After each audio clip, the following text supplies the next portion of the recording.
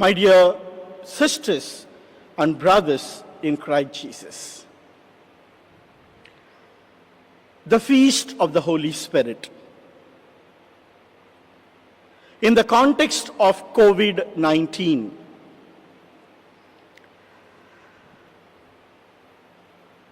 as I analyzed these days, there are three kinds of people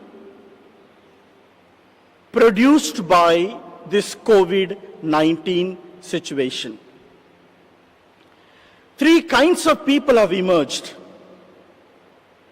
The first ones are focused on self ones, into parenthesis, the selfish ones, the ones who live for themselves. The second ones are the frightened ones. They are terrified. The third ones are the fearless ones. Let me explain to you in short what are these three kinds of people. The first one is the focused on self ones, the selfish ones. Let me take you to the past incident that you must have seen in your TV news, especially what has happened in UP. When the doctors and medical officers go into a particular society, the people of that society came together, pelted stones at these doctors. They almost killed them with their stone throwing, and they chased them away from their society. Let me remind you of what happened in Chennai. Dr. Simon, a selfless doctor who gave himself to the service of the COVID patients, he succumbed to COVID and finally he died of COVID infection. What happened to him? He, being a Christian, he was not even given a burial place in the burial ground. People living nearby the cemetery chased the people who brought the body of Dr. Simon. They broke the ambulance, threw stones at the doctors and the workers who brought this body to bury, almost leaving them half dead. For me, these are the people, are the ones who focus themselves onto oneself. Totally selfish people. In them, you cannot see any signs of Holy Spirit. Signs of brotherlyhood, signs of patience, signs of love, signs of forgiveness, signs of acceptance. Nothing and nothing can be seen in these kinds of people. In short, these kinds of people are not fit to become the people of the Holy Spirit. Let me move on to the second type. The frightened people. I call them as people on the floor. I call them people who lock themselves in their houses. I call them those people who bound themselves within the four walls of their houses. What are they frightened of? Obviously, they are frightened of the infection of coronavirus. They do not want to get infected, and eventually they do not want to die.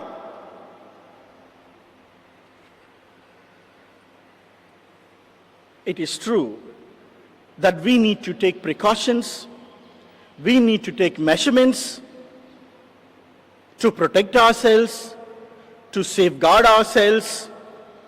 It is also true that we respect the laws and regulations of the lockdown. But this means, as Christians, as people who have received the Holy Spirit, are we so much frightened that we lock our doors and windows, totally frightened, not even having a little bit of feeling towards reaching out to the needy? Is our fear and fright is so much that makes us paranoids? We know the pitiful conditions of the migrants. How many of us have been really affected with this reality? How many of us have really opened the door and say, yes, I know that I am frightened, but I am a Christian. I need to get onto the roads to reach out to the needy. According to me, most of us would fall under this category of being frightened people. We do not want to get out. We do not want to find out who is the needy. According to me, these are the people who really in need of the Holy Spirit. They need Holy Spirit so that their fear is taken away. And once their fear is taken away, they can open their doors of their house, come out in service of the other. And once they receive the Holy Spirit, believe me, they will become like St. Paul, to say proudly, for me to live is Christ, for me also to die is Christ. As Christians, I do not fear death. At any time, I welcome death, because through living I encounter my Christ, and through dying it becomes a threshold for me to meet my own Christ in heaven and in the everlasting life. So, my dear brothers, today very especially, as we belong to this category of frightened people, we pray for the gift of the Holy Spirit, that we may truly become fearless. And this fearlessness will enable us to detach us from this worldly attachment. And once you are detached, you will be ready to submit yourself into the hands of God and tell, Lord, thy will be done. Let me move on to the third category, the fearless people. I call them as people on the battleground. This includes all the doctors and nurses, all the paramedical staffs, policemen, security guards, and even all those common, ordinary people who thought to themselves, I feel uncomfortable to be within my four walls of my house. It is time for me to get out on the battleground to save as many people as I can. Let me take you back to the same incident of UP. When those doctors were chased away, one of the news interviews, a lady doctor tells the news agent, we don't have to blame the people. They are ignorant.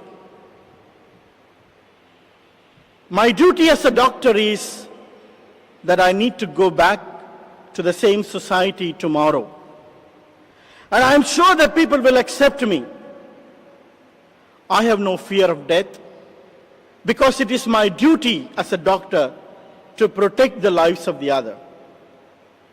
And true to her words, the following day, she and her team reach the same spot and they are welcomed to carry out the duty of protecting people. For me, this lady doctor is a sign of Holy Spirit. A woman who could proclaim and say, my duty is to save the people and I don't have to worry about my life. My dear brothers and sisters, I sincerely thank the Lord. I appreciate for all of you, even in smallest way, when you came out to be in service of the needy. I appreciate for all of you who took little time to pray for the pitiful condition of the migrants. For me, these doctors, these fearless people are the real signs of the Holy Spirit, because in them there is no fear. As the first reading would put it, fearless people belong to the Holy Spirit. Let us truly pray for this grace to become the people of the Holy Spirit. My dear brothers and sisters, in this context, I want to give you very briefly 3 important features of the Holy Spirit. The first feature of the Holy Spirit is, Holy Spirit is the supreme power that empowers us. A supreme power that empowers us. There was this elephant and small ant. They were friends. Upon conversing with each other, they encountered a small bridge. And that bridge happens to be a wooden bridge. So both of them were supposed to cross across. The ant made the request, my dear friend elephant, you being so big, why don't you carry me on your back and we shall pass this bridge and get across.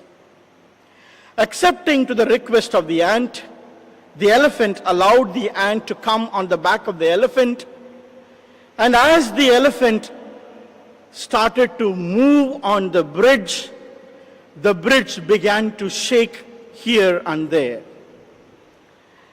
And once they crossed the bridge and came to the other side, so proudly the ant said, wow, my friend, we have really shaken the bridge. We have shaken the bridge. Just imagine what would have been the feeling of elephant. The weight of the ant is so insignificant, it cannot even move a small particle. On the other hand, in the presence of the elephant, the ant could proudly say, we have shaken the bridge. We are all that small little ants, extremely insignificant in nature.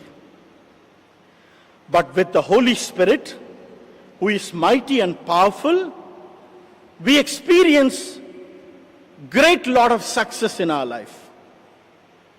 So, dear brothers and sisters, your success, your achievements, your progress, your name and fame is not because of you, it is because of the Holy Spirit who is abiding in you. So her husband would never claim or should never claim saying, yes, it is because of me my family has come up so much. And there your wife will laugh at you and say, my dear man, don't talk too much. It is I who carried you. And we crossed the bridge and we shook the bridge of life together. And it is the vice versa. A wife should never claim that it is because of me the family is progressing. Husband would laugh at you. A parish priest would never claim or should never claim, after my arrival, I have done so many things. People in a corner will laugh at you and tell you, my dear parish priest, it is we who carried you. So friends, our parents, our relatives, our parish people, everyone is the gift of God, and they are present with us in the form of Holy Spirit. Moving to the third category, or the second aspect of Holy Spirit is the supreme power that enables us to distinguish between the gifts of the Holy Spirit and the fruit of the Holy Spirit. We need to make a distinguish between the gifts of the Holy Spirit and the fruits of the Holy Spirit. As we know that there are 7 gifts of Holy Spirit: wisdom, understanding, counsel, fortitude, knowledge, piety, and fear of God. On the other hand, you have the fruits of the Holy Spirit: love, joy, peace, patience, kindness, goodness, faithfulness, gentleness, and self-control. What is the difference between gift and fruit? Gift is something which is given to us. Even though I do not deserve it, God gives to me the gifts of Holy Spirit. Whereas the fruits of the Holy Spirit depends on me. I need to produce the fruits of the Holy Spirit. So henceforth, do not pray for the fruits of the Holy Spirit. Don't go on praying, please Lord, make me lovable. Please do not go on praying, make me patient. Please do not go on praying, enable me, Lord, so that I may live faithful life in my married life. All these fruits that you and me have to produce in everyday context. Let us make an effort to produce these fruits in our life. The third and the final category, Holy Spirit is the supreme power that enables me to become proactive and not reactive. I know that my husband is not worthy of my love. He has done such a harm to me that he is not worthy. But I still love him. The only reason is there is the presence of Holy Spirit in me. And when there is the presence of Holy Spirit in me, I become proactive and not reactive. I know my wife is not worthy of my forgiveness. I cannot forgive her. She has ditched me. I still forgive her. The reason is that I am proactive and not reactive because there is a presence of Holy Spirit in me. Finally, I know my neighbor, my brother, my sister is a short-tempered person, but I never react to him. I deal with him in utmost patience and love because there is presence of Holy Spirit in me, and I will never become reactive, always proactive. Empowering, enabling, ennobling through Holy Spirit is essential for all of us. Finally, as Pope Francis would say, we are not backseat Christians. We are not comfort zone Christians. We are not couch potato Christians. Rather, we move forward, and forward to become the frontiers who puts oneself into risk because there is the abiding presence of Holy Spirit in me.